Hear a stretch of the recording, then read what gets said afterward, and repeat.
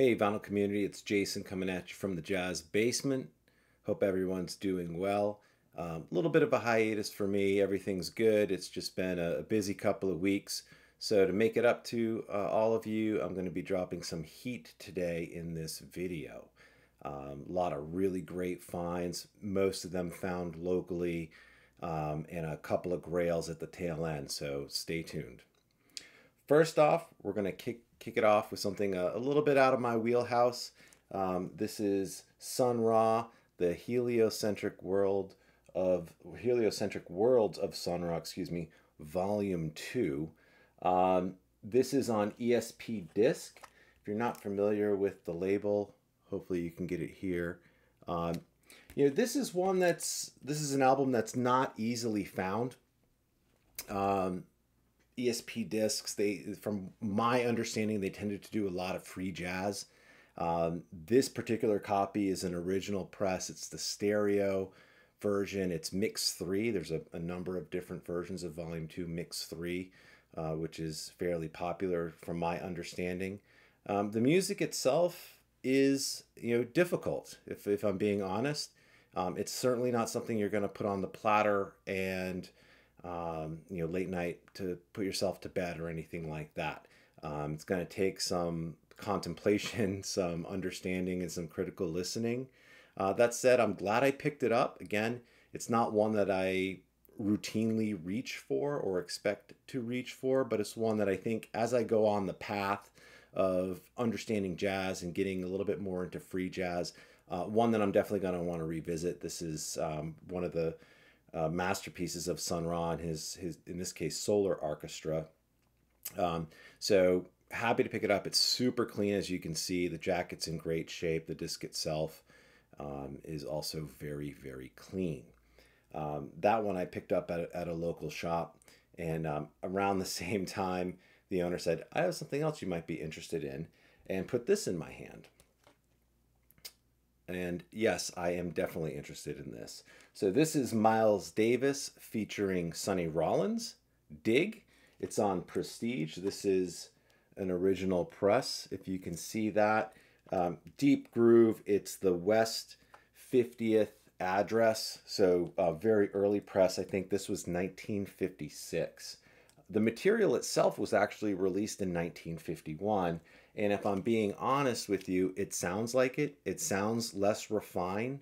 I love Miles Davis prestige work, particularly albums like Steamin' or Workin' or Walkin' or Bags Groove.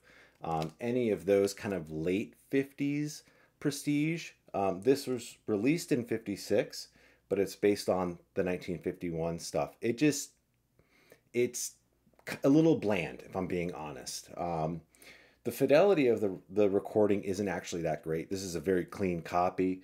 It wasn't originally recorded by Van Gelder. This is remastered by Van Gelder, so it does have RVG in the dead wax. Again, it's super clean.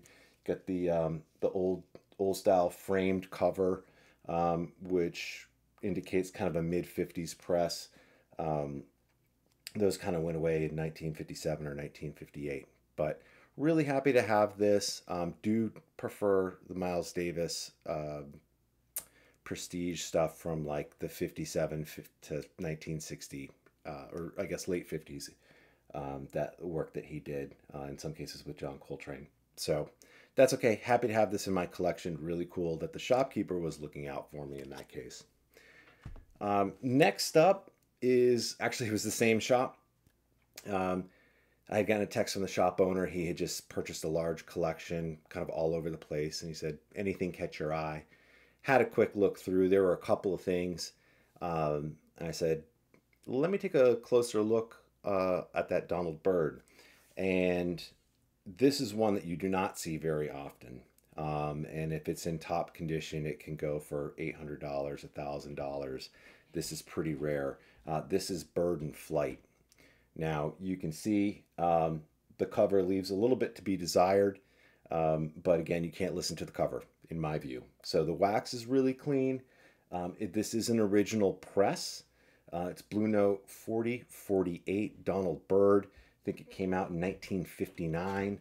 We look on the back at the label. You've got the West 47th Street address. You do have the registered trademark under Blue Note, so 1959 it is. It is a laminated cover as well, which you can't see through the sleeve. Wax is super clean. Really good discs. You know, plays VG plus. There's a little bit of surface noise. The standout track for me on this is going to be Ghana. It's the opening track. It feels different than the rest of the album. It has a little bit more of a Latin feel, which I've really kind of gotten into as I've listened to other albums. Una Mas by Kenny Dorham would be a great example of that. But I love Donald Byrd. Definitely love his late 50s stuff. That sort of 1958, 1961. Really dialed in hard bop. And I also like his later stuff in the 70s, his more sort of funk jazz, some of the work that he's done with the Blackbirds as well. Very different sound than this, but you know, a testament to his skill and his abilities, right, to be able to morph from different genres and do both really, really well. The next two are the two big grails for me. The first one is one that I picked up from the Jazz Record Center. I love Grant Green, as many of you know, and I have been looking for this one for a long period of time. So this is Feelin' the Spirit, Grant Green featuring Herbie Hancock, Butch Warren, Billy Higgins, and Garvin Masseau. This is the stereo. This is an original stereo press on the New York USA labels. Obviously with the ear, I think this came out in 1965. I love Grant Green. It's just a great album stylistically. I think his guitar tone is second to none. Obviously one of the jazz guitar greats, but probably one of the guitar greats, period. Whenever I get a chance to pick up Grant Green, I do. This is one that came highly recommended from Chris at Tunes from the Man Cave, and I had been looking and looking and looking for this for a long period of time.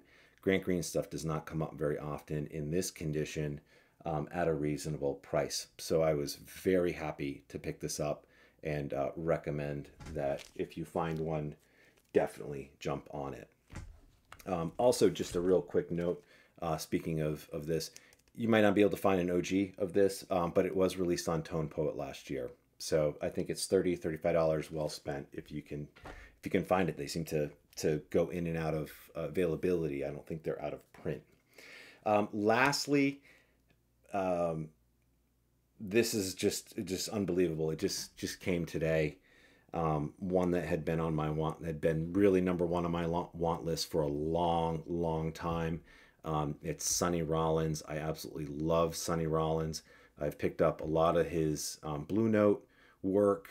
Picked up an OG Nukes Time early this year, I should say, and have some of his Prestige work as well. I think from a saxophone perspective, for me, Sonny Rollins is right there with Coltrane.